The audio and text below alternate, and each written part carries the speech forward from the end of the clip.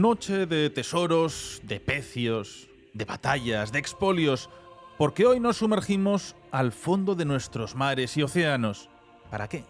Para conocer los grandes barcos hundidos que contienen infinidad de tesoros incalculables. Hoy viaje en el tiempo. Un viaje hacia el abismo. Comenzamos.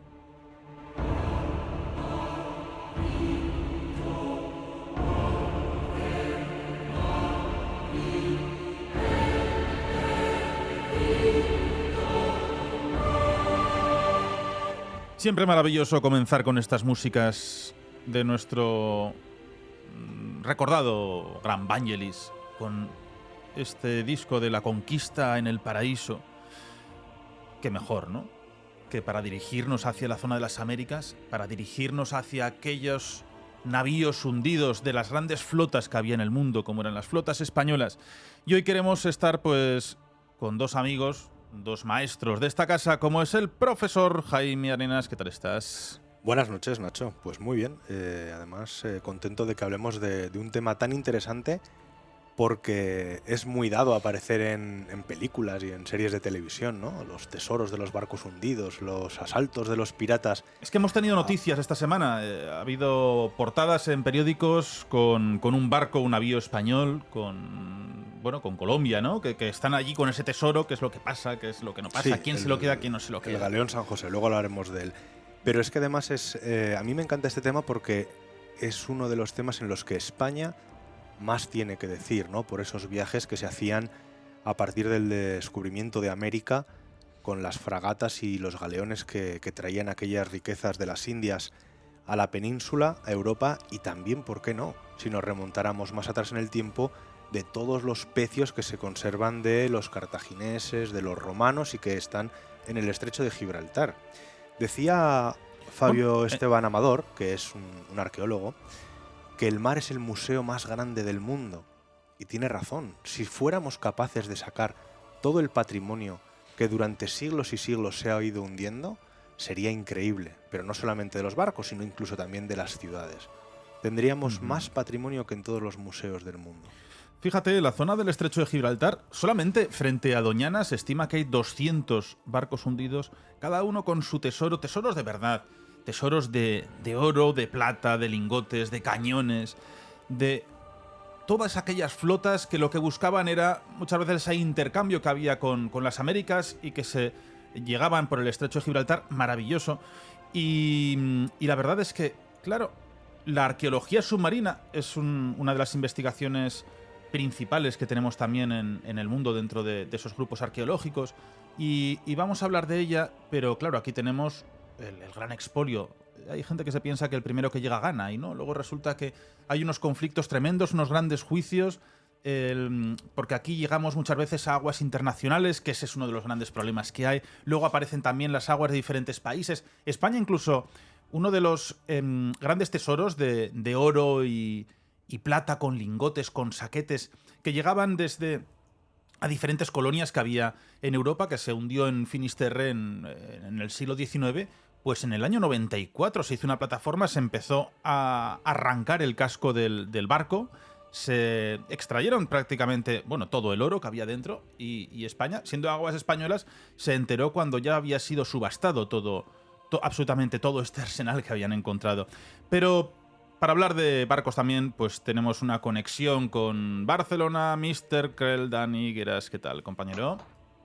Buenas noches, Nacho. Buenas noches, Jaime. Un placer estar aquí para hablar de un tema que ha generado tantas novelas, tantas películas, como decía Jaime, y tantas ilusiones, como es pues esos tesoros hundidos, que además me parece preciosa la frase que ha dicho Jaime, que el mar alberga más tesoros y más antigüedad y que es el verdadero museo de la humanidad, ¿no? Es precioso, además.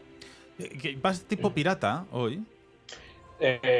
Sí. Bueno, sí, creo que la ocasión lo merece, ¿no? Voy a ponerte música así un poco piratil.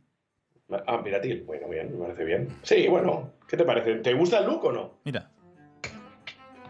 Oh, muy bien. Piratas del Caribe, muy bien. Bien. Sí, sí, sí. Muy acorde. ¿Qué pasa, Jaime? No, que me gusta a mí esta música. Antes me ha puesto Jaime unas cosas muy raras de músicas. ¿Qué era? Música irlandesa, pero un poco moderna. Lo Sí. que pasa es que muchas veces los marinos ingleses, irlandeses, eran los que iban a bordo de esos barcos, tripulándolos, y este tipo de música, de violines y tambores, era la que se escuchaba. Bueno, zarpamos. Venga. Hoy vamos a empezar con quizás uno de los casos más famosos que hay en el mundo acerca de lo que sería la arqueología subacuática. Es la historia de la fragata de Nuestra Señora de las Mercedes. Ujú. Esta fragata, que era un barco español, se bota en Cuba en el año 1786 y realiza varios viajes comisionados por el Estado español hasta que el 5 de octubre se hunde. 5 de octubre de 1804 se hunde en la batalla conocida después como la del Cabo de Santa María, cuando un barco inglés dispara una andanada que en principio tendría que haber sido intimidatoria, pero impacta en la Santa Bárbara.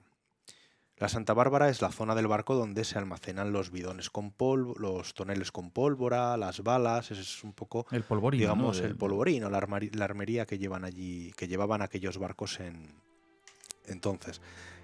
Al recibir esa bala de cañón, obviamente la fragata salta por los aires y se hunde, llevándose casi 300 personas al fondo del mar. Llevaba un buen armamento para la época, llevaba 36 cañones de 12 libras y lo más importante, y por lo que ha llegado a nuestros días, digamos de forma tan famosa, es porque llevaba un tesoro que se podría valorar fácilmente unos 500 millones de dólares, Wow. en el que, entre otras cosas, se recuperaron 590.000 monedas de A8. La Mercedes, la fragata de Nuestra Señora de las Mercedes, partió de Montevideo con una flotilla que estaba compuesta por la Mercedes, la Clara, la Medea y la Fama.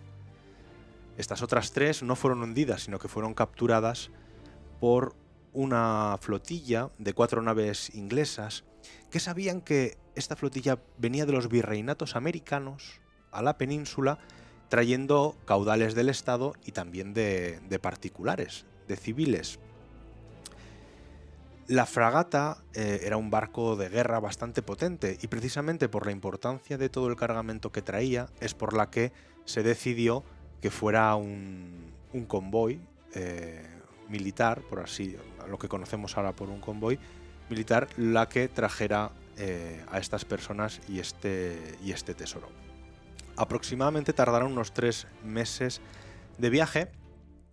Lo que pasa es que, aunque la fragata era un barco bastante rápido para la época, como venían también civiles, la tripulación era menor, por lo tanto no tenían la maniobrabilidad que podrían haber tenido.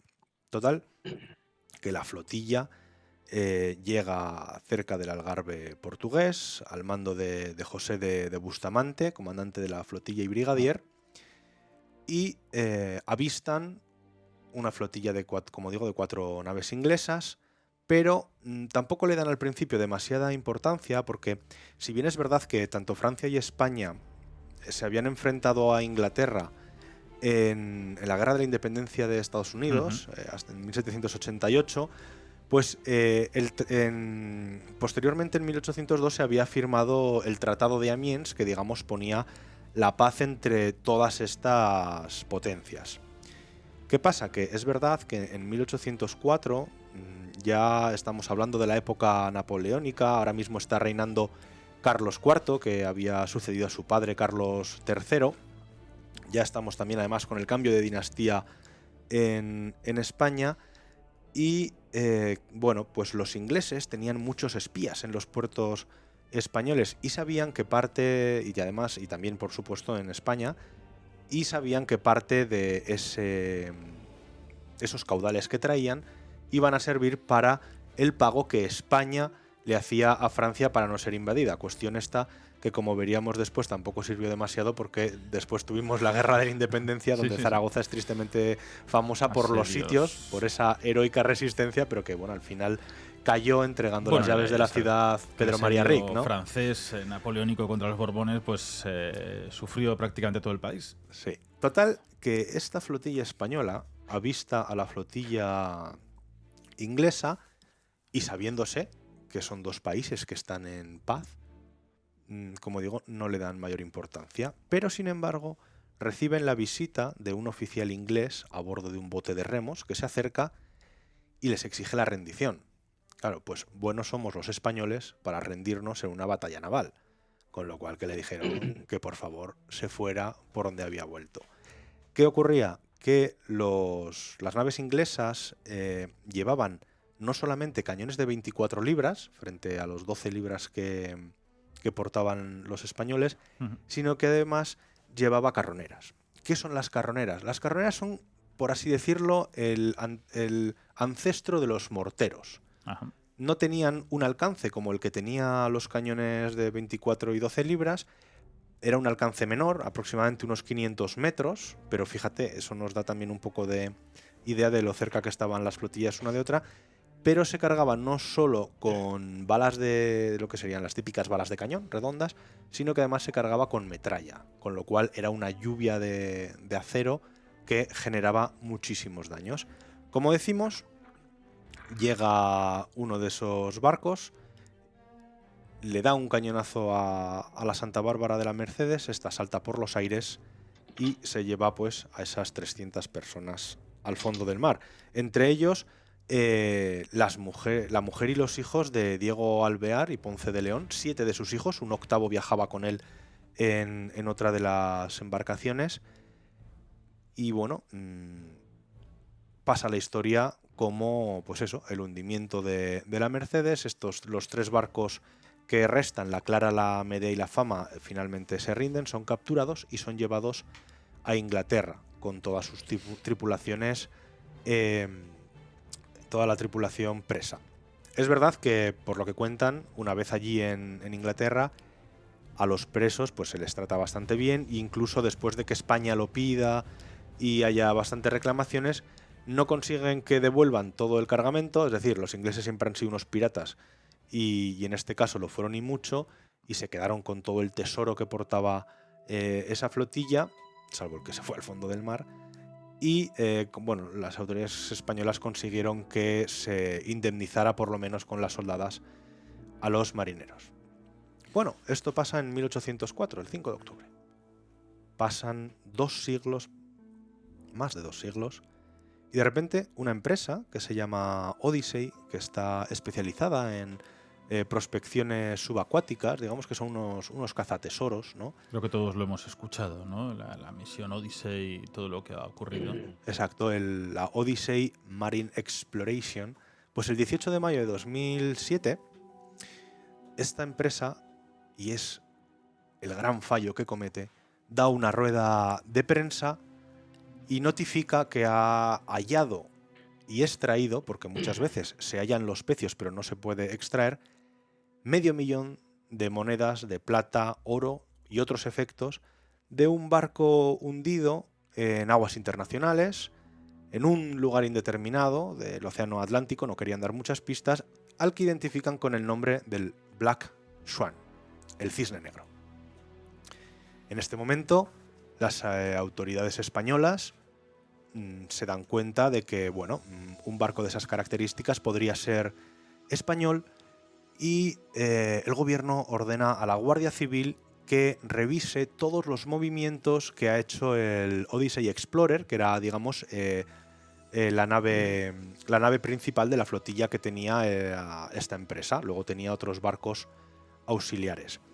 Y que lo haga los 20 días anteriores a la rueda de prensa, sobre todo por la zona del estrecho de Gibraltar. Total, que el 30 de mayo de 2007, efectivamente, pues España lo que hace es demandar a esta empresa en Tampa, Florida, que es donde tiene su sede, porque hay serias sospechas de que se ha la fragata Nuestra Señora de las Mercedes. Empieza a haber un juicio, pues te puedes imaginar, al nivel de los juicios americanos, con decenas de peritos, decenas de testigos. Claro, es que la cuestión es decir, y todo esto que hemos invertido en la investigación, en esa arqueología subacuática, en la extracción, los buques, todo lo que conlleva ese personal, ¿quién se hace cargo? Es decir, bueno, bien, fantástico, yo lo he encontrado, vamos a medias, o alguien paga todas estas cosas. Bueno, pues después de un juicio, y del que ahora contaremos alguna cosita que yo creo que es importante que sepamos, el 3 de junio del 2009, el juez Mark Pizzo, como decía, del Tribunal Federal de Tampa, emite el dictamen, ¿no? Lo que sería la sentencia, y es favorable a los intereses de España. Entonces dice, bueno, el Tesoro debe volver a España porque esta carga, lo que es el buque y la carga, están sometidos a la inmunidad soberana. Y por lo tanto, Odyssey no tiene jurisdicción sobre él y es totalmente ilegal lo que ha hecho. De hecho, aquí se suceden una serie de recursos. Incluso en septiembre de 2009, Barack Obama, quien fuera presidente de los Estados Unidos, su gobierno, vamos, no creo que fuera él, ¿no? Pero sí que presenta un escrito en Tampa en el que apoya los intereses de los españoles. ¿Y por qué apoya el gobierno de los Estados Unidos a un gobierno como el español frente a una empresa estadounidense? Pues lo hace porque dicen que les vale más el respeto a las leyes internacionales y la confianza en la reciprocidad del resto de naciones con los buques hundidos que posee Estados Unidos. ¿Qué pasa? Estados Unidos tiene cientos de barcos hundidos por todo el mundo. Muchos de ellos militares, que además un barco se considera jurisdicción del país que lo ha votado, cuando es un barco que ha votado un estado, y además cuando hay muertos es un cementerio. Ya sabes cómo son los americanos con los cementerios militares. Entonces, como Estados Unidos dice, bueno, yo reconozco los derechos de España porque querré una reciprocidad cuando me pase a mí lo mismo, ¿no? Total que, bueno, después de los recursos, el juez Merriday, el 22 de septiembre del 2009, vuelve a decir que el Tesoro tiene que volver a España. En 2010, Odyssey vuelve a recurrir. En septiembre del 2011, el Tribunal de Apelación de Atlanta dice que tiene que venir a España, que pueden recurrir lo que quieran.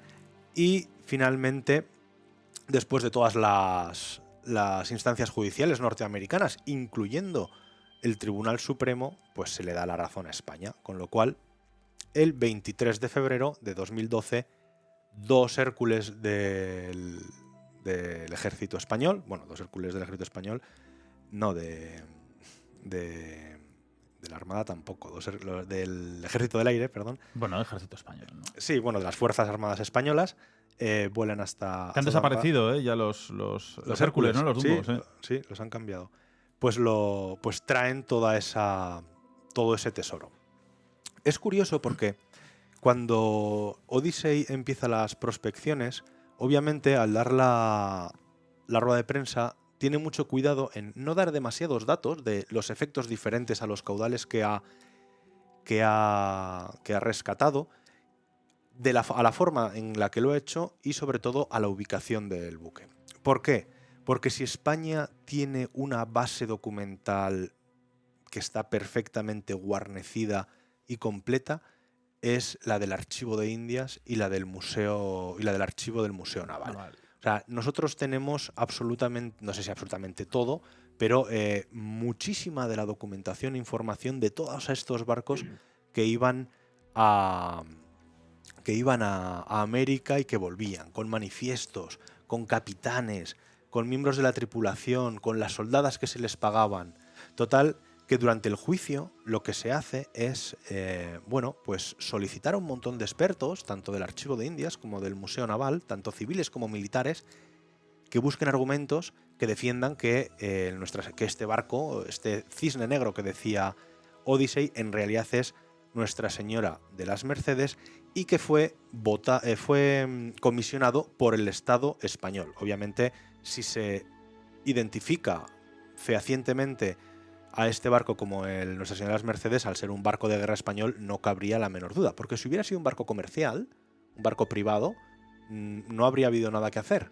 Pero al ser votado por un país, por un estado, en este caso por el rey, la jurisdicción era española. Empiezan a salir pruebas, sale de hecho una cucharilla que llevaba las iniciales de José Manuel de Goica y Lambart, que era el capitán de la fragata de las Mercedes, una cucharilla de estas de café, así de plata, con las iniciales. Y luego pues aparecen los cañones, que eran los mismos que utilizaban las fragatas españolas de aquella época. Hacen un estudio incluso de las rutas que seguían esos convoys y dónde tendrían que estar. Por supuesto, documentación de la época, cartas del único superviviente que hubo, o sea, absolutamente toda la documentación que te puedas imaginar. Pero entonces, en mitad del juicio, Odyssey saca 2 culebrillas.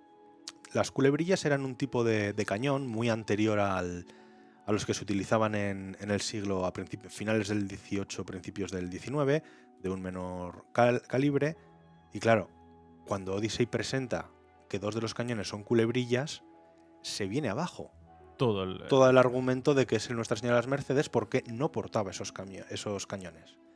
Pero amigo, ¿qué te he dicho? Que en el archivo de Indias nosotros guardamos todo o casi todo. Y empiezan a investigar cuál era el cargamento, ya no solo militar, del Estado, de los caudales, sino también de los civiles. Cuál era ese inventario, ese manifiesto que se llama, ¿no?, para las cargas de los barcos.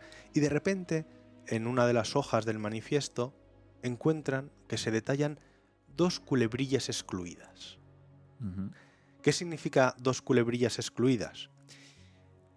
Excluidas significa que eran 2 cañones del modelo culebrillas, pero que al estar excluidas estaban inutilizados. Es decir, eran 2 cañones que alguien, un civil, se lo estaba trayendo a su casa, pues... ¿Ornamental? Ornamental. Igual que en la puerta de la plaza de donde el Corte Inglés, hay 2 cañones... ¿Pero los quitaron o siguen estando? No sé si los quitaron, pero toda Zaragoza conoce la Plaza de los Cañones, porque hay 2 cañones ornamentales anclados ahí. ¿Te suena, Chus, a ti la Plaza de los bronce. Cañones? No. Bueno, saltos generacionales. Bueno, pues total que toda esa batalla legal, gracias a Dios, en este caso, concluyó con que España recuperó el tesoro de Nuestra Señora de las Mercedes, que está en el Museo de Arqueología Subacuática de Cartagena.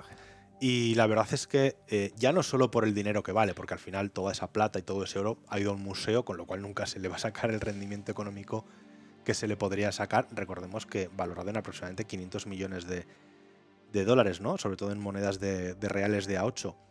Pero sí que es verdad que es un patrimonio histórico que nos habla mucho de la vida de los marinos, de la vida de los virreinatos, es decir, las tierras allende los mares que tenía el Imperio Español, y que son poco menos que cápsulas del tiempo en las que cuando no se expolian se mantiene todo tal y como era de la época. De hecho, es una de las cosas que el argumento Gould, que era el argumento de Gould, que era el abogado de España, dijo que lo que, además de que la jurisdicción era española y el tesoro tenía que devolver, las malas artes que habían utilizado la empresa Odyssey, porque al recuperar las monedas lo que utilizaron fue un submarino que tiene esta empresa, que puede bajar, me parece que hasta los 6.000 metros, o sea, una barbaridad, que tiene 2 brazos de titanio para poder remover, y además tenía un tubo aspirador. Entonces, ¿qué pasa? Iban removiendo y aspirando el fondo, con lo cual los restos arqueológicos que constituían la fragata, pues realmente fueron totalmente destrozados, claro, para poder ser expoliados. Claro, es que la arqueología subacuática, la submarina, lo que se hace, pues es como en la terrestre, se van acotando zonas, se van excavando, ¿no? Se va retirando poco a poco las zonas más arenosas y se va investigando para ver si se puede sacar una forma fácil para que no se destruya y bueno, pues al final muchas veces encontramos los barcos perfectamente acotados, que no se puede incluso bucear en ellos, porque son en España hay varios, en la zona de Cartagena, donde hay unos pecios romanos donde no se puede bucear sobre ellos, los puedes ver desde arriba, pero y siguen investigando y siguen trabajando en esa excavación. Dani, proyecto Odyssey. Pues mira, antes de ponerme con un precedente que creo que merece la pena nombrar, quería hacer hincapié en el tema que ha hablado Jaime, ¿no? Que me quiero imaginar a los abogados de la Odyssey cuando la defensa de España en este litigio se presenta y dice, oiga, claro, los abogados de la Odyssey, como ha dicho Jaime, ¿no? Presentan las dos culebrillas y ya, bueno, tenemos el juicio ganado, ¿no? Pero cuando sale el representante español y dice, un momento, tengo datos. Me hubiera gustado ver por un agujerito las caras de la representación de Odyssey para con la resolución del litigio, ¿no? A mí me gustaría apuntar, como bien ha dicho Jaime, ¿no? El tema de la Mercedes tiene un precedente, que es el de la Juno y la Galga. La Juno y la Galga. La Juno y la Galga son dos navíos españoles también que se hundieron frente a las costas de Virginia, en el Eastern Shore, muy cerca de la isla de Asatig, famosa por unos ponis que tiene muy curiosos, salvajes, que dice la leyenda que sobrevivieron al naufragio de la Galga. Son supervivientes del naufragio de la Galga, o sea, unos hasta ponis. aquí llegamos, ¿no? Unos ponis, unos caballitos La isla es enanitos. famosa por tener unos ponis salvajes. Sí. La isla de Asatig. Oye, y cuéntame sobre el Juno. Bueno, el Juno y la Galga son verdaderamente, y que me corrija Jaime si me equivoco, son los que sientan el precedente en el que después se apoya el litigio de la Mercedes para poder ganarlo por parte del gobierno o del gabinete español, ¿no? El tema es que en 1997 Ben Benson, que es también un multimillonario, un filántropo con una empresa o con una compañía más bien parecida a la Odyssey, ¿no? Que se llama Sea Hunt, que se dedica a expropiar, pero bueno, es un cazatesoros, vamos a decir, ¿no? Es un pirata, un cazatesoros. Ubica y encuentra los restos de la Juno, cerca de las costas, como he dicho, de Virginia, en Estados Unidos. ¿Qué pasa? Bueno, pues que él, muy listo, o eso se creía, amparándose en estas leyes internacionales, ¿no? De aguas internacionales, que sí que es cierto que son un poco difusas muchas veces, ¿no? Y están ahí un poco a ver quién se aventura con ellas y quién saca partido también, ¿no? Ahora están quedando, gracias a sentencias judiciales, un poco más claras, pero sí que es cierto que siempre han sido un poco difusas, ¿no? Pues el bueno de Ben Benson, agarrándose a esto, que creía que tenía todo el derecho del mundo, pues se va al estado de Virginia y le dice, oiga, he encontrado los restos de un navío español, una fragata, que es la Juno, que dicen que tiene un tesoro valorado, creo en ese momento se estimaba en unos 70, una burrada de millones de dólares. Era una burrada, traía esmeraldas, traía barras de lingotes, o sea, barras de oro, lingotes, plata de Perú, creo que era también. Era una burrada. Y naufragó allí, ¿no? En la Galga naufragó en 1750 y creo que el Juno en 1805 o por ahí van los tiros. Más o menos, 1802. Vale. La Galga naufragaron casi en el mismo punto. La Galga está prácticamente desaparecida por el embate del mar, pero la Juno se mantiene bastante bien. Entonces, se va al estado de Virginia y le dice el señor Ben Benson, he encontrado los restos de este navío español. Le doy un 25% de los beneficios, de los réditos que saque de esta extracción del tesoro, si pues me ayuda con el tema judicial o con el tema fiscal o con el tema legal, ¿no? Vale, ¿qué pasa? Que como en el tema después de la Santa Mercedes o de la Mercedes, el Estado español está al quite y entablan con Virginia y con Ben Benson un litigio en el cual aluden a lo mismo, ¿no? Que como bien ha dicho Jaime, han sido votados por el Estado español, por el rey, y por lo tanto hay una situación de ¿cómo se denomina esto? No sé decirlo ahora muy bien. Imprescriptibilidad o algo así, que es que no prescribe nunca. ¿Cómo es eso?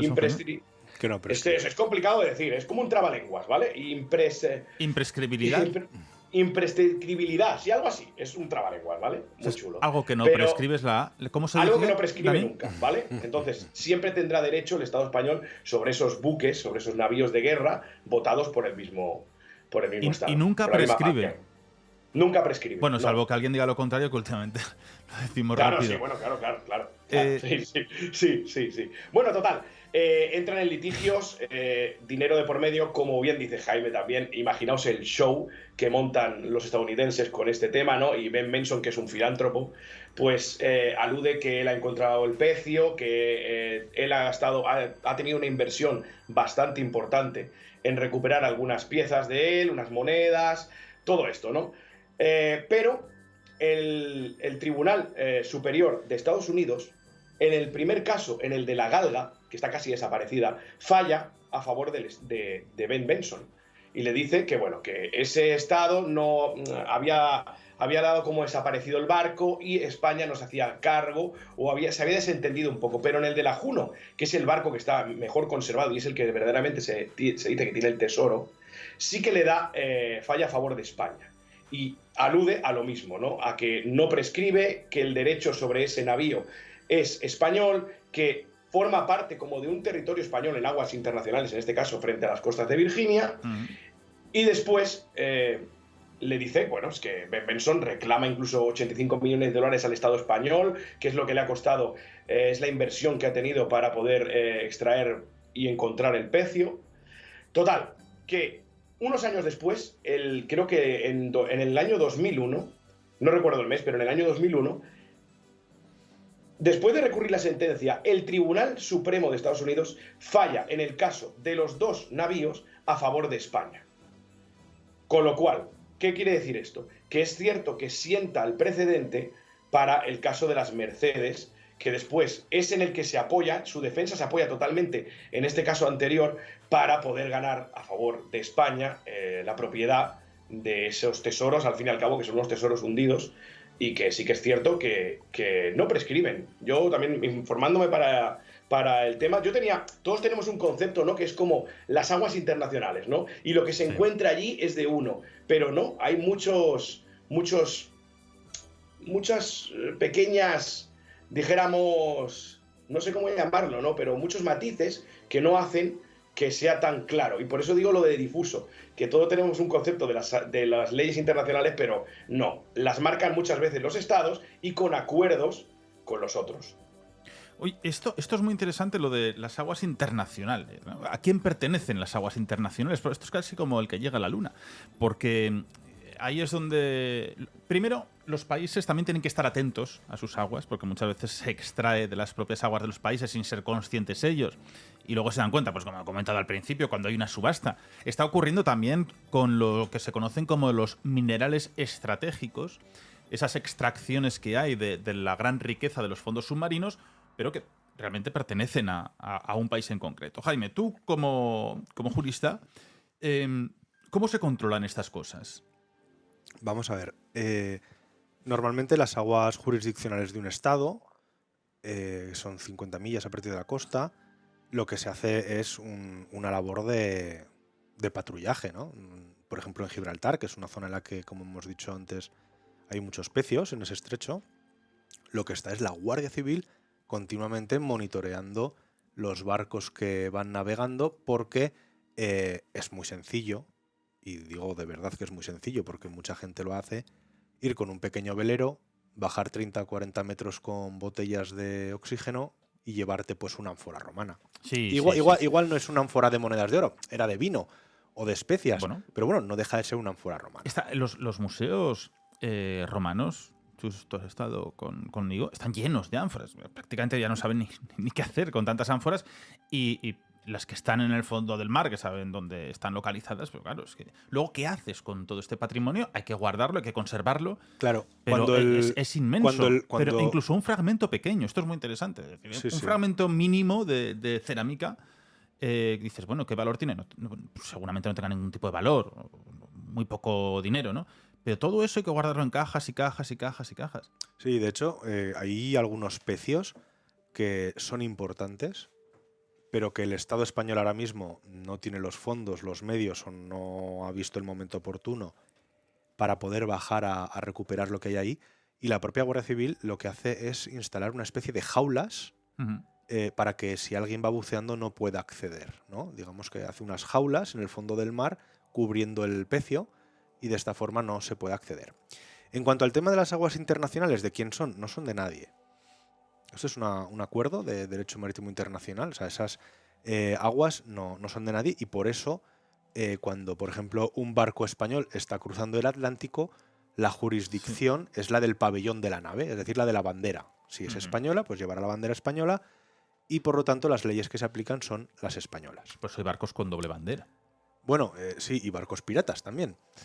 Con la que llevan la calavera y las tibias. Exacto. De hecho, quien haya viajado en un crucero habrá observado que las tiendas que hay Pues dentro... mira, yo no. ¿No? Nunca he ido en crucero. Pues bueno, pues cuando tú viajas... Yo tampoco. Cuando tú viajas en un crucero, en puerto, las tiendas del barco están cerradas, porque son tiendas tipo las duty free del aeropuerto, ¿no? Y cuando salen a alta mar, ya es cuando te abren las tiendas, te abren el casino, te venden el tabaco sin impuestos, porque ya no están acogidos a la legislación de ese país. Luego, es muy importante para todo este tema de los tesoros y de los barcos hundidos, la Convención de la UNESCO. Es la principal norma que ha ido, digamos, a regular un poco este tema, ¿no? La Convención sobre la Protección del Patrimonio Cultural Subacuático. En esta convención se da una definición que yo creo que es muy interesante que conozcamos, que dice que el patrimonio cultural subacuático se entiende todos los rastros de existencia humana que tengan un carácter cultural, histórico o arqueológico que hayan estado bajo el agua parcial o totalmente de forma periódica o continua por lo menos durante 100 años, tales como los sitios, estructuras, edificios, objetos y restos humanos junto con su contexto arqueológico y natural, los buques, aeronaves, otros medios de transporte o cualquier parte de ellos, su cargamento u otro contenido junto con su contexto arqueológico natural y los objetos de carácter prehistórico. Luego, bueno, define un poquito más que pues no sé... Los cazatesoros estarían prohibidos.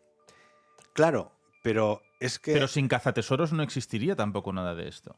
Claro, pero es que la cuestión es que, por ejemplo, en Zaragoza, aunque no tenemos mar, tenemos el máster en Ciencias de la Antigüedad de Arqueología Subacuática y Naval, que lo dirige Manuel Martín Bueno. Del Río. Que es un... Vale.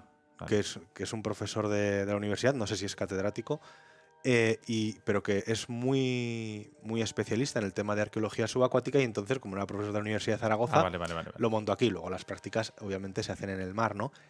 Y por supuesto tiene convenios con los institutos andaluces de arqueología subacuática y bueno. Y la verdad es que, ¿cuál es el problema?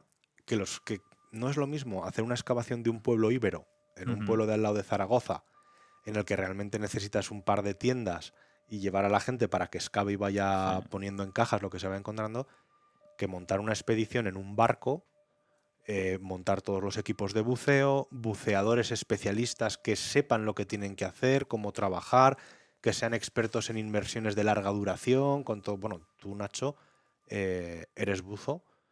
Bueno, mira, tengo y sabes de lo que cuesta un regulador antiguo veces, que he encontrado en el armario de arriba, que es que tengo. Esa esta casa es como un museo, ¿no? Sí, de los horrores. Sí, pues también hay museo aquí subacuático. Mira, Dani, es buceólogo, lo que se conoce como un bitráquea. Esto es el grifo que iría al grifo de la botella. Y aquí es por donde se respira, ¿no?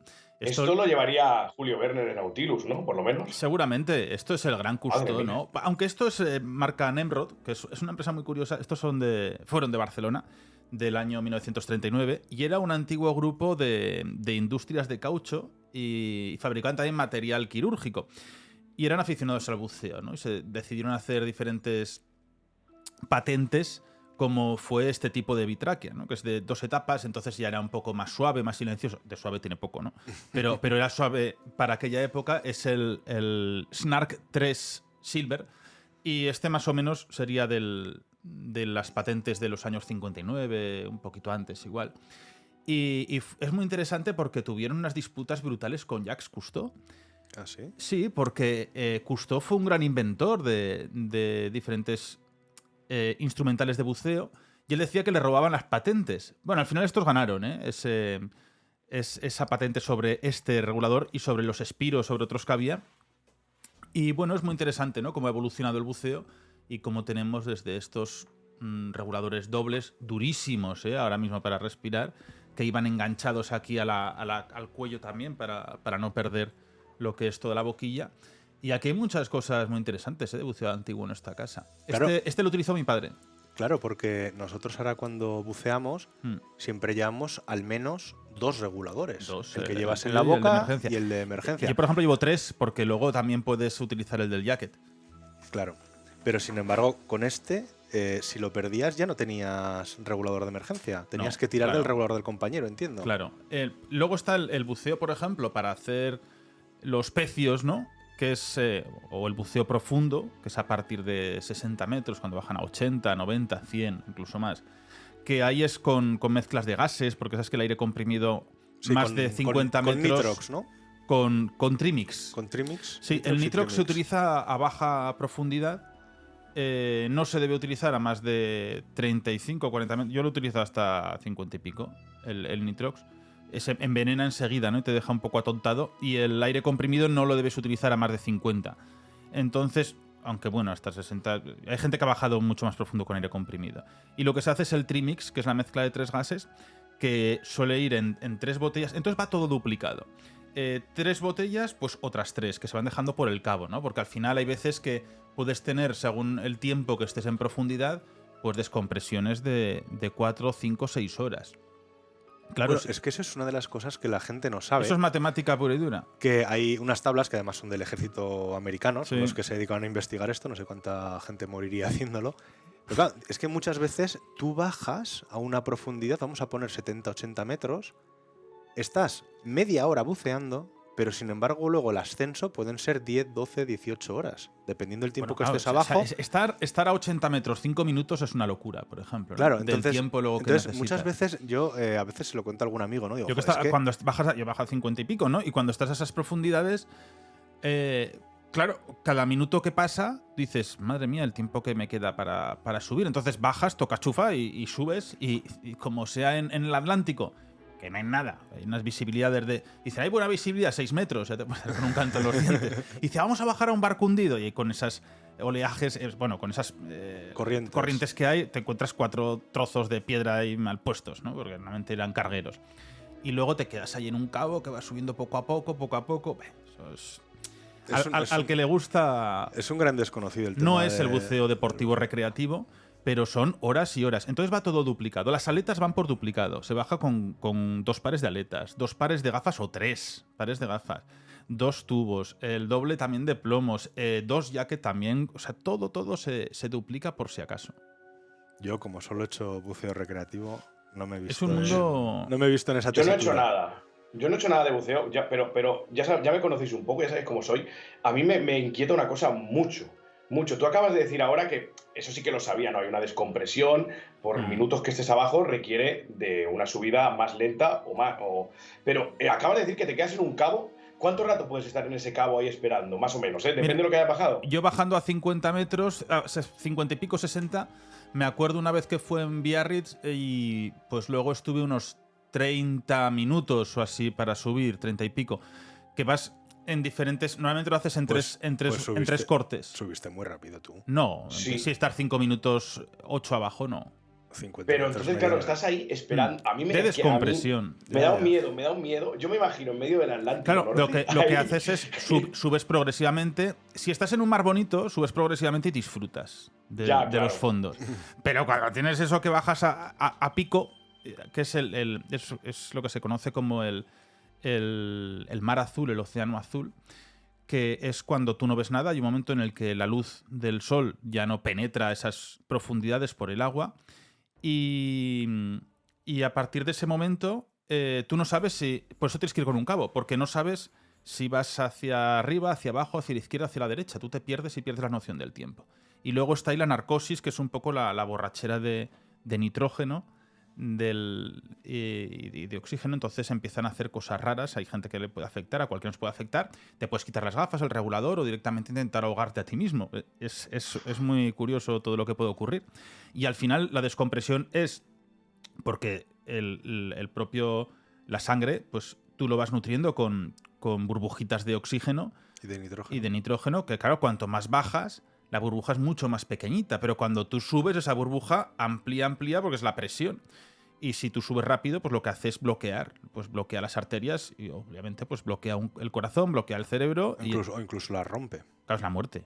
Sí, O sea, sí. tú mueres. Si tú coges de 50 metros y subes de tiro, no subes en 5 minutos, no lo vas a contar nunca. Entonces, claro, pues también tienes que hacerlo muy progresivamente para que esa burbuja no crezca a una velocidad. Incluso luego tienes tu tiempo hasta volver a hacer una inmersión. Si tú has bajado hoy hasta 55 metros, has estado 8 minutos en el fondo, tú sabes que hasta dentro, no lo sé, me lo invento, de 38 horas no puedes hacer otra inmersión a menos de no sé qué a más de no sé cuánta profundidad. Entonces, hay una matemática bastante importante, ¿eh? Porque luego sales con unos dolores de cabeza. Yo tengo un truco para el dolor de cabeza. ¿Ah, sí? Sí. Me voy con una bota siempre de moscatel. Ah, mira. Sí. Porque lo que llaman de endulzar. Hay gente que toma agua. ¿Qué haces con agua? Échate unos tragos de moscatel. O te tomas el moscatel con una aspirina. Que será maravilloso. Pero, ¿y si cuando estás esperando ahí, como tú has dicho, que no ves nada muchas veces en ese cabo, viene algún bicho marino? Es que a mí me da claro, como miedo, siempre estás verdad. pensando en el megalodón. Un tiburón, mira un tiburón. Dice, digo, que viene el megalodón y se te come. El megalodón no hace falta. Es que a mí me da miedo que venga un delfín a lo mejor y me pegue. O sea, es que los delfines solitarios tienen una mala folla tremenda, ¿eh? Joder, claro. No. Mira, es que... No, te creo. El delfín, es que me da miedo. Los delfines, sabes que revientan a un tiburón con un aletazo. La cuestión es a alguien que le pueda entrar un ataque de pánico. De decir, claro. Bueno, pues yo es que hasta dentro de 20 minutos no puedo subir arriba, te hiperventilas y... Bueno, claro, hay una cosa que nos pasa a los que por eso no el buceo somos... no se recomienda bajar más de 30 metros por estas cosas de la descompresión. Que es el buceo bonito, ¿eh? El recreativo es el buceo bonito. Cosas. Dicen, hay que bajar a profundidad. Chico, yo que bajar a profundidad al final es un coñazo. Porque no ves prácticamente nada, tienes que ir con el foco, tienes que ir con 1000 cacharros encima para estar... nada, es que no estás tiempo. Entonces no... ¿Te merece la pena? Bueno, no sé. Pues es curioso. Depende de lo que vayas a Son ver. cosas muy diferentes por los corales. El coral rojo, que el coral rojo no es rojo, que es blanco. Porque son todas así como filamentos, ¿no? Pero tú vas viendo pues cosas que tú no ves y peces que tú no ves a esas profundidades las que tenemos más cercanas. Claro, pues si bajas a barcos, pues es que tienes barcos a 10 metros, 15 metros, 20 metros, maravillosos, ¿eh? Claro. En Startit está el marmolero, que te bajaba hasta 45 creo que era, pero claro, tienes picos y pues cogerlo de 20 a 45, de 15 a 45. Y eso sí que merece la pena. Pero bajarte a semejante profundidad, tú tienes cualquier problema y pues ahí te quedas. Pues más vale que tengas un compañero que sepa. Claro, pues eso para sacarte de ahí. Siempre hay que ir mínimo 2 personas.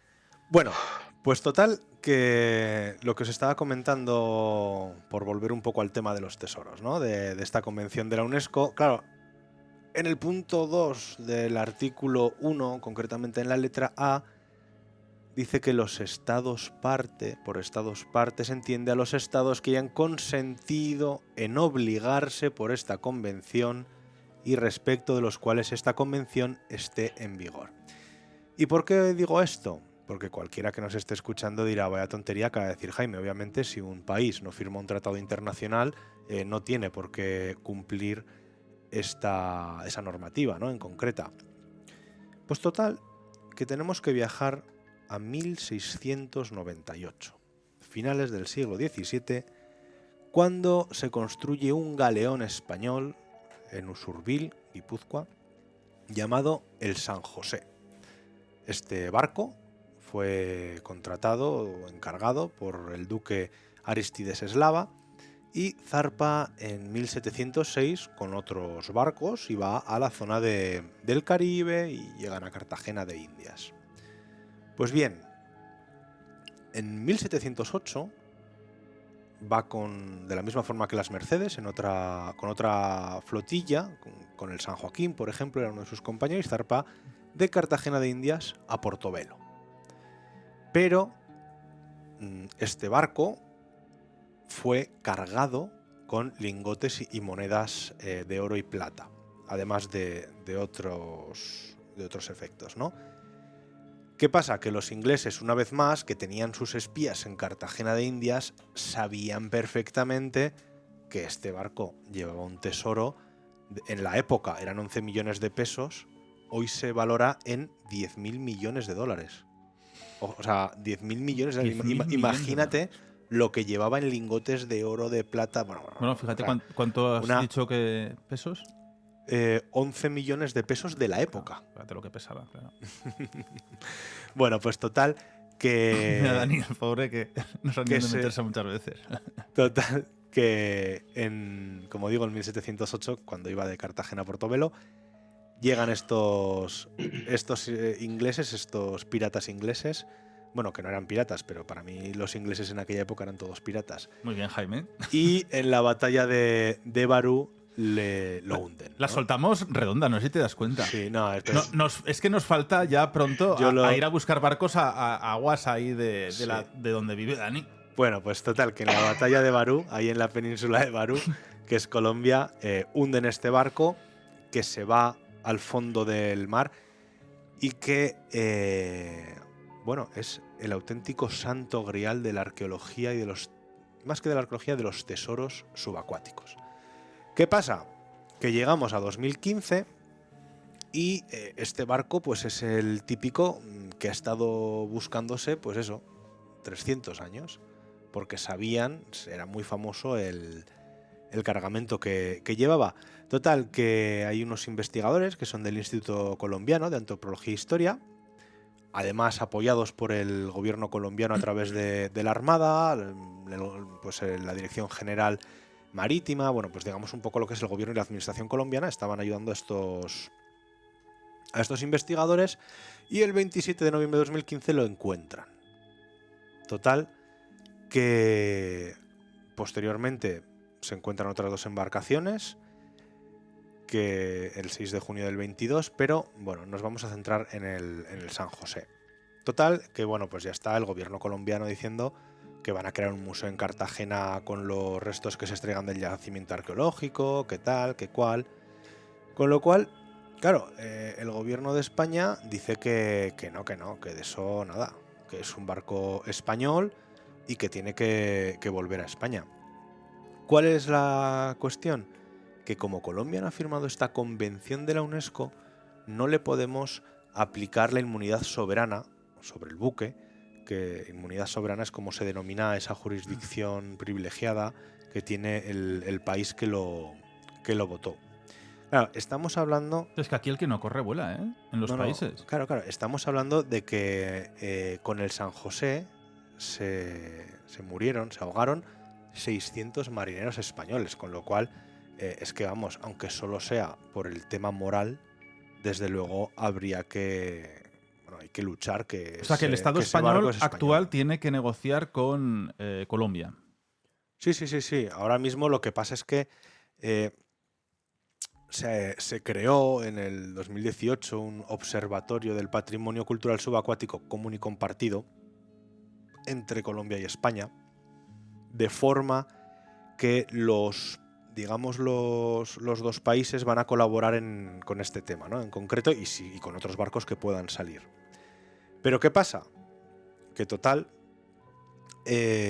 dicen, oiga, aparecen la nación de los Cuaracuara, que es una tribu de nativos allí, y dice, oiga, es que con toda la investigación que están haciendo, disculpen, pero es que todas estas riquezas salieron del Cerro Rico de Potosí, que era el territorio de estos nativos, con lo cual han puesto una demanda para que se les devuelva a ellos el tesoro. Claro, pero es que luego pueden decir otros que se acuñó con un molde que se hizo en Navarra, el otro... Es que... Bueno, pues esa es la cuestión, ¿no? Que el San José... Pero claro, es que ahí está el problema también de... No sé si es problema, ¿no? La zona de extracción, en este caso del oro, ¿a quién pertenece?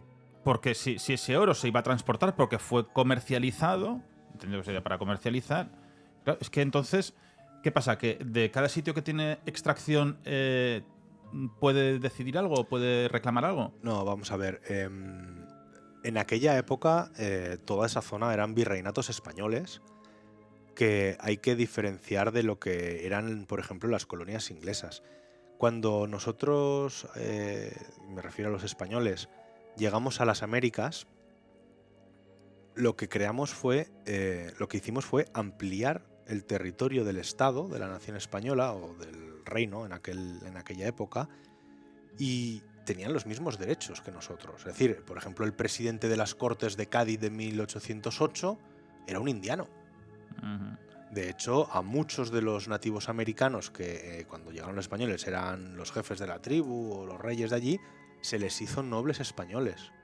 Porque el virreinato no era una colonia que tuviera que rendir pleitesía a la metrópoli europea. No. Era un territorio con los mismos derechos. No pasaba lo mismo con las colonias inglesas, que así terminaron todos, ¿no? Que, bueno, en fin, no vamos a meternos más... Hoy te está dando con los ingleses, hoy con los británicos estás ahí arreándoles. Es que los británicos... En fin. Bueno, pues a mí, mira, vamos a acabar con los franceses aquí. No te voy a hablar de Cousteau, porque si no... No. Pero bueno, la cuestión es esta, ¿no? El San José, la verdad es que era un barco, era grande, o sea, pesaba 1.200 toneladas y medía 32 metros por 5. O sea, ya un navío. Navío creo que era a partir de 500 es un galeón. Toneladas, ¿no? Era un galeón. Llevaba, fíjate, llevaba 26 cañones de 18 y 26 de 10 en 2 baterías, que los galeones, ya como eran muy grandes, tenían como 2 pisos de cañones, ¿no? Para que la gente nos entienda. Y luego además tenía también cañones tanto en el castillo de proa como en el de popa, o sea, delante y detrás. Era un blindaje absoluto. Era un barco de guerra que precisamente por eso se eligió para que llevara precisamente esta carga, ¿no? Porque se suponía que era muy complicado, por no decir imposible, que alguien pudiera, desde luego un barco pirata no, pudiera atacarles, hundirles o robarles, que fundamentalmente lo que se pretendía cuando se atacaba este tipo de barcos era desarborarlos para que no pudieran navegar y llevarse toda la carga, ¿no? Porque claro, ¿para qué le valía a un corsario o a un pirata inglés hundir un barco español y perder toda la carga en el fondo del mar? Bueno, pero también podían aprovechar el barco en sí, ¿no? Sí, bueno, lo podían hacer, por supuesto, pero ya te digo, normalmente lo que se intentaba era desarbolar. O sea, no se cambiaba de barco, decir, oye, vaya estos que vienen por aquí, nos lo quedamos. No, porque cuando ese barco se rendía, si es que se rendía, es porque ya le habías dado bien y seguramente tendría unos daños brutales. Sí, que no saltaban con el cuchillo en... Claro, pero bueno, pues total que como los ingleses ya sabían lo que había, iba el capitán Fernández, que era el que dirigía, el que comandaba o capitaneaba el galeón San José, y se encuentra con una emboscada del capitán inglés Charles Bagger, que, como digo, había sido informado por espías, ¿no? Esas sucias ratas que a cambio de 4 monedas pues daban información a los ingleses de lo que se iba cargando en los barcos españoles. Claro, en este caso no es como el de la fragata de las Mercedes, que la flota podría haber estado un poco más igualada, ¿no? Aquí Wagner tenía una flota bastante potente, y lo que hizo fue, cerca de las Islas Rosario, que está como unos 30 millas del puerto de Cartagena, les emboscó. Con lo cual el navío Kingston, fíjate que este tenía 60 cañones, abre fuego contra el San José. Mientras tanto, el Expedition, que es precisamente donde iba este capitán Charles Bagger, arremete contra el San José. Y claro, aunque ellos querían quedarse con el cargamento, pues lo cierto es que se pegan como 1 hora y media pegándose cañonazos. Imagínate lo que tiene que ser 1 hora y media escuchando las explosiones y pasándote metralla y bolas de cañón a tu alrededor. Que un coñazo. En cualquiera de estas me dan. Pero bueno, pues al final el San José sufre una explosión. No se sabe en este caso si fue por impacto directo en la Santa Bárbara como el Mercedes, o quizás un barril de pólvora, pero lo cierto es que sufre una explosión, se va al fondo del océano, y de los 600 tripulantes tan solo sobrevivieron 11. Ese tesoro está allí y vale 10.000 millones de dólares. Oye, cuando alguien se encuentra un barco de estas características, ¿qué tiene que hacer? En España, dar parte a la Guardia Civil. A la Guardia Civil. Si tú un día estás buceando y haciendo buceo recreativo y de repente ves un barco hundido, Llamas a 062. Apuntas las coordenadas, llamas a la Guardia Civil y a Patrimonio y dices, oiga, mire, que sepa que estaba yo navegando y buceando sin hacer nada malo y he visto este barco. Igual ellos ya lo tienen, porque la Guardia Civil tiene monitoreados cientos de pecios y de naufragios en las aguas españolas. Como hemos dicho al principio, desde el tiempo de los fenicios, los romanos, los cartagineses hasta la época actual. Entonces es fácil que si alguien ha buceado allí antes, ellos ya tengan esas coordenadas. Si no las tienen, tú se las das a la Guardia Civil y ellos harán lo que tengan que hacer.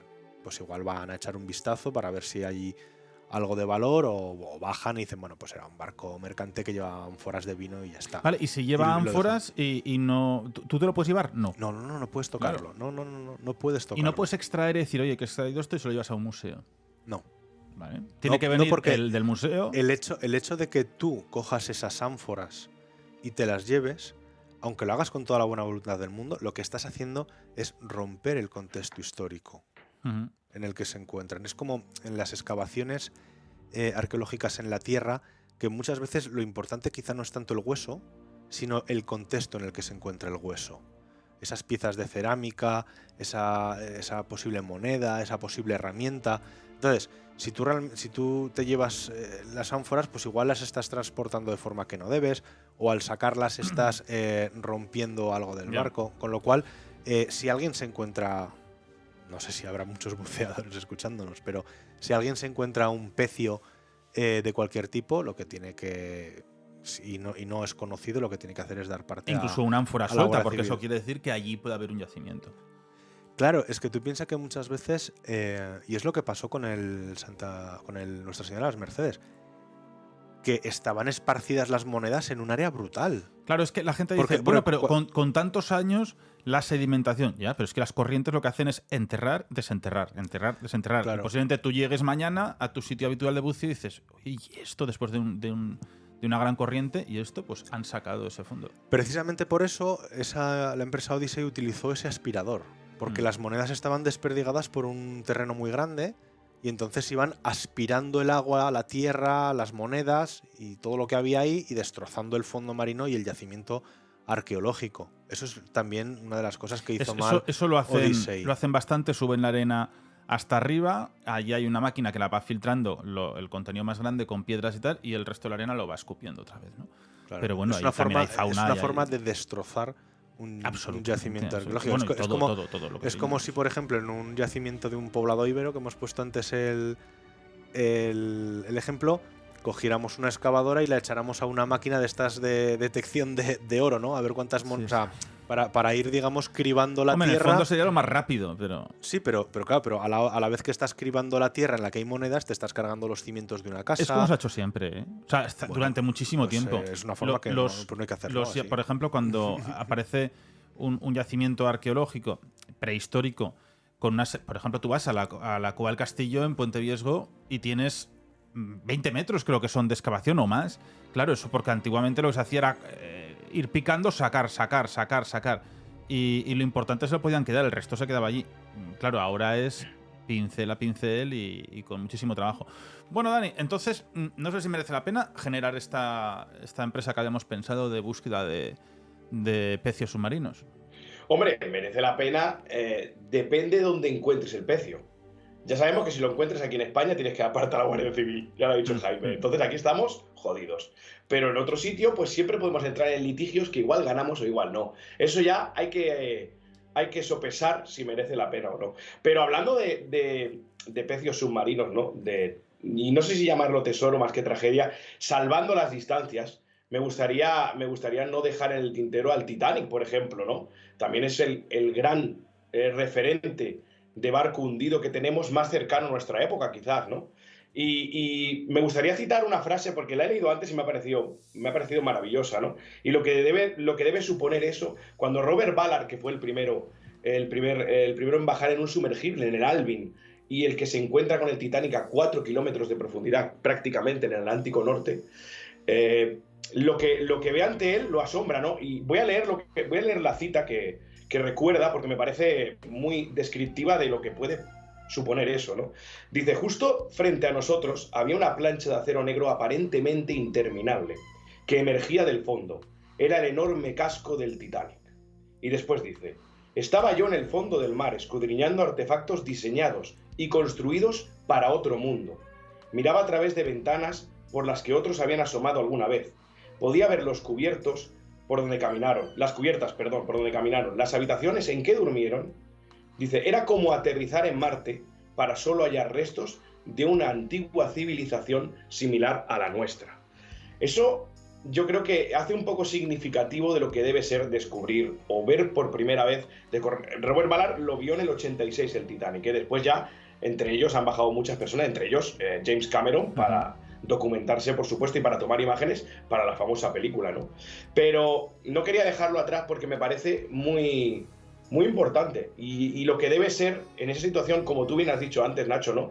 De plena oscuridad total, y ya no hablamos a 4 kilómetros de profundidad en el Atlántico Norte, y encontrarte de súbito con ese mastodonte, como él dice y como lo define, como una plancha de acero interminable, que era el casco del viejo Titanic. Claro, la diferencia está en que el Titanic fue botado, si no recuerdo mal, por la Starline y por lo tanto por una compañía privada. El Titanic, entre comillas, sí que se puede expoliar, ¿no? Sí que se puede sacar lo que hay. Pero si hubiera sido votado por el gobierno británico no podría ser, pero en este caso sí que se pueden sacar cosas, y de hecho en las expediciones que han ido han sacado vajilla y han sacado diferentes elementos que luego han expuesto en las exposiciones que han ido haciendo a lo largo del mundo, ¿no? Y el corazón de la mar, ¿no? ¿Dónde estará la perla esa que tira la vieja al final? Hay que ver. ¿Pero tú crees que debe valer eso? la tira o se la guarda? No, la tira. Pero es un diamante, pero en ¿no? realidad. Sí, es un diamante o una esmeralda, no sé, es exagerado, pero vamos. O sea, una locura. Sí, yo creo que la tira, ¿eh? ¿Tú crees que es un poquito como el final de Origen de Christopher Nolan? No sabemos si cae el tótem o no. O tira una copia. Ah, tira una copia. Bueno, yo quiero pensar, yo soy muy romántico, yo quiero pensar. ¿Por qué no? Me mira Jaime como, vamos a ver. ¿Por qué no? Porque en la película se supone que tira el original. Yo también lo pienso, Jaime, estoy contigo. Yo creo que tira el original. Ah, vale. Bueno, Jaime, ¿qué hacemos con los británicos? Hostia. Bueno, pues ahora ya, como firmaron esta convención, si no recuerdo mal, pues se tendrán que regir con las mismas leyes que el resto y respetar este tipo de buques, ¿no? Pero, bueno, pues lo cierto es que los países no siempre han sido amigos, y este tipo de escaramuzas, ¿no? O las patentes de corso que se daban a los marineros para poder atacar a otros barcos y llevarse su botín, pues bueno, pues estaban a la orden del día en otros tiempos, y en fin, ahora ya todo ha cambiado. Lo que sí que hay que tener cuidado es con las empresas, con estos cazatesoros, porque no siempre, digamos, se dedican a hacer las cosas de la mejor forma. Cuando encuentran un barco que ha sido, como decíamos, botado por una empresa, no pasa nada. Pero cuando encuentran un yacimiento arqueológico de un barco botado por un estado, pues bueno, pues hay que pelear contra el expolio, ¿no? Y contra el saqueo de los mares, que como hemos dicho es el mayor museo del mundo. Pues nosotros ya recta final. Dani, ¿qué tal de temperatura por allí? ¿Ha llegado el frío? Bien, sí, ha refrescado ya, sí. A ver, frío tampoco, pero no, se está bien. Aquí estamos bien. Yo creo que ya. Sin calefacción, ¿Sí? Jaime remangado. Sí, aquí Hombre, tenemos una temperatura Jaime, muy agradable. Jaime, todo lo que no sea estar en verano y que no le pongas el aire acondicionado es feliz, está claro. Chus va ahora estará bien. como un serpa llegando a la cima del K2. ¿Puedes venir, Chus? Mira. Ahí va, madre mía, que nos desmonta aquí todo. Chus. Mira, compara a Jaime, cómo va, y Chus, pues que está con frío. ¿Estás con frío? Sí. Es que aquí con la calefacción somos un poco animales. Huraños. Bueno, a ver, nos hemos dejado muchos barcos, ¿eh? Bueno, haremos, aquí hay que hacer muchas partes, pero hoy nos tenemos muchos tesoros que ir, fíjate, con esta música de Everest, ¿no? Que esta es súper chula, ¿no? Un película también. De los océanos a las montañas, porque empezamos ya dentro de muy poco, la temporada de esquí. Están ya nevando, ya tenemos las estaciones poco a poco, cómo van cogiendo ese expolvoreado navideño casi, ¿no? Escucha, el tampoco he esquiado nunca. El miércoles ¿No has esquiado nunca? No, no he buceado, Pues, no he esquiado, mira, no he Dani, montado en un crucero. Me quedan muchas cosas por hacer, soy muy joven. aquí tenemos Aramón, que son las montañas Aragón. de Aragón. Sí, pues Vale. mira, que es Cerler, Formigar, Panticosa, Jabalambre, Valdelinares, y son casi 300 kilómetros esquiables. Casi como si tú coges con los esquís desde Zaragoza hasta Madrid y te lanzas. Así que aquí tenemos sitios maravillosos. Sabes que yo soy un fanático del esquí, así que te puedes venir y enseñamos aquí rápido a esquiar. Que te iba a contar No, que no, el a otro bucear, día, a todo. el otro día tuve un juicio por ahí arriba, en uno de los partidos judiciales del norte, y cuando bajaba el Monrepós, está nevado todo el Pirineo ya. Claro. Es brutal. Yo me quedé alucinado, pero claro, luego dije, hostia, que es que estamos ya bueno, el otro día era el 7 u 8 de noviembre, ¿no? ¿Tú y el esquí qué tal? Pues a mí me gusta el esquí, y he esquiado muchísimo, pero no al nivel de coger y decir, me voy a bajar una negra, tal, porque a mí del esquí me gusta disfrutar. Pues ¿Ves? A mí me gusta correr y adrenalina. Sí. Esas bajadas largas marcando giros. Hombre, de joven pues sí que era más así, pero ahora me gusta disfrutar del esquí, pues lo típico, te coges el telesilla, te bajas haciendo unos giritos, claro, y la cervecita. Hasta el bar de mitad de pistas, tomar el sol, una cervecita, unas olivas y seguir bajando. Eso es lo que me gusta a mí ahora, disfrutar del esquí. Comparto la visión de Jaime del esquí. A mí me encanta correr en el esquí. Y además me subo a esquiar entre semana solo. Claro, pero me subo yo solo, me bajo yo solo. Es que entre semana no hay nadie en las pistas. Ya. Entonces es cuando de verdad se disfruta y se aprende. Sí. Y mira, lo mejor es... Claro, yo tengo una pista favorita, iremos hablando, ¿eh? Por ejemplo, Tres Hombres en Formigal. Aunque en Formigal yo suelo ir bastante allí, pero todo lo de Aramón merece la pena. Pero bajarte no sé qué, luego se hace buen día, te sientas allá arriba a 2000 metros, te tomas tu cervecita, refrigerio que quieras, con unas croquetitas o un bocata y es una maravilla absoluta. O sentarte en mitad de la nieve y comerte una chocolatina que parece que te estás comiendo Pero luego el papel hay que cogerlo. Chus, ¿tú eres esquí? A Chus le pega hacer tablón, snow. Sí. Sí. Así de tipo, pues anda, que si tú vas así ahora en la nieve no sé cómo te llevaríamos. ¿Qué haríamos? Tendríamos que embalar ahí en abrigo. Bueno, a callar que luego Silvia me dirá, ¡Chus ya! Que la tenemos pachucha. Es que estamos muy saturados. Estamos grabando un nuevo programa. Por eso la semana pasada no pudimos hacer Abismo, porque estamos rodando una serie de tele que creemos que pronto verá la luz y merece la pena, porque hay cosas en la vida que no se debe permitir que se olviden y una de ellas es la que estamos haciendo y nos entenderéis muy pronto y seguro que os encantará. Os encantará el formato, ¿no? El resto os tocará el corazón y seguro que la mente y la memoria. Querido profesor Arenas, aquí desde la Universidad de Todología de Miskatonic, en la zona de Derecho, Jurisdicción y recomendaciones varias. Hoy Derecho de Aguas Internacionales. Derecho Marítimo Internacional. La verdad es que es curioso porque es un derecho que en Zaragoza obviamente no tocamos prácticamente nadie. ¿Pero en el Ebro no habría derecho marítimo? No. ¿Fluvial? No, porque son aguas interiores. Oye, pero venían barcos hasta aquí. Me da igual. Que no lo hay. Y sin embargo, los compañeros que tenemos, pues por ejemplo, en Galicia, en Canarias, en Barcelona, en Cádiz, son esos abogados sí que ven mucho el derecho marítimo internacional, ¿no? Aquí en Zaragoza ese tipo de derecho no se ve. Yo no he llevado absolutamente nunca ningún caso, ni siquiera he tenido consultas sobre este tipo de cosas, pero es normal que los abogados donde hay puerto es donde se lleven. Pero bueno, el tema de los barcos hundidos es un tema que a mí me encanta, que me apasiona. Yo lo he comentado muchas veces, que yo entré en el misterio y en estas cosas, en estos temas gracias al Titanic y que no deja de ser un barco hundido. Y la verdad es que si pudiéramos, no sé, poner un granito de arena para que las autoridades y las administraciones públicas se tomen un poco más en serio la recuperación de este patrimonio que tenemos hundido, pues el programa habrá estado bien. Bueno, Dani, sección Todología, Barcelona, ¿qué tal? Pues Nacho, Jaime, ha sido un placer. Bueno, ¿qué tal no? Que eso te lo pregunto al comienzo. Sí, claro, bueno, igual. Yo te he entendido, no te preocupes, Nacho. Te he entendido perfectamente. Ha sido un placer aportar mi granito de arena en este tema de los tesoros submarinos. Y yo creo que sí hay que resaltar dos cosas que nos han quedado medianamente claras. Una es que si te encuentras un pecio, depende de dónde lo encuentres, tienes que levantar la mano, o depende de dónde lo encuentres, te callas e intentas sacar tajada. No. Bueno, depende de dónde. Aquí no, en el Reino de España.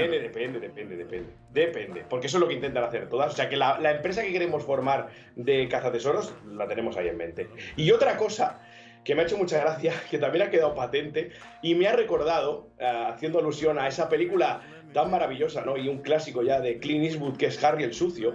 Hay un momento en la película en el que Clint Eastwood, Harry, está hablando con su compañero que le asigna nuevo y es mexicano, y dice algo así como, le está hablando, no le gusta cómo le habla, le dice, ¿pero por qué me tratas así? Dice, siento un odio especial por los mexicanos, le dice a su compañero.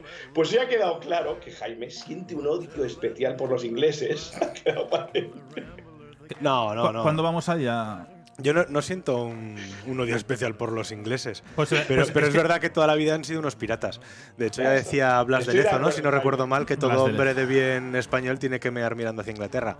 Pues por algo lo diría el hombre. Bueno, pues ahora nos vamos a tomar tranquilamente un té. Un abrazo a mi prima que vive en Londres. Un té tranquilamente. Un té inglés. Un poquito de leche. Genial. Es verdad, tu prima está en Londres. Sí. No, nos ve, ¿eh? A veces. Ah. Por YouTube. Bueno, Mr. Krell, tenemos que asignarte un cargo en la Universidad Todológica. Bueno, tranquilo, con el tiempo. En gracias. procesos informáticos, evolutivos y tecnológicos. Suena un cargo muy importante, ¿no? Hombre, Para mí, futurista, pienso, es el cargo del futuro. Vale, es el cargo de la Sí, IA. es el que a día de hoy tiene un presupuesto bajo, pero luego es el que se lleva casi todos los presupuestos. Vale. Bueno, Por ejemplo, me el gusta de Jaime cargo. tiene Vamos presupuesto alto, pero pronto desaparecerá su presupuesto. Sí. Vale, y me lo llevaré yo parte del suyo, ¿no? Sí, exacto. Claro. Vale. Me gusta. Ya hablaremos, Jaime, para equilibrar un poco la balanza. Sí, cuando vayas por la calle, mira por encima del hombro hacia atrás, por si acaso. Sí. Oye, un placer, ¿eh? Gracias, de verdad. Un placer siempre estar en Abismo. Bueno, Dani, hasta aquí nuestra parada de descompresión y ya salimos hacia el exterior. Chus Blas a los mandos, en la protección absoluta ante el frío invernal que nos acecha desde las montañas hacia la capital del Ebro, como nuestro Sherpa particular. Un abrazo a todos y la próxima semana más. Hoy sí que subimos la música. Chao. Been down on bended knee, talking to the man from Galilee. He spoke to me with a voice so sweet, I thought I heard the shuffle of angels sweet. He called my name.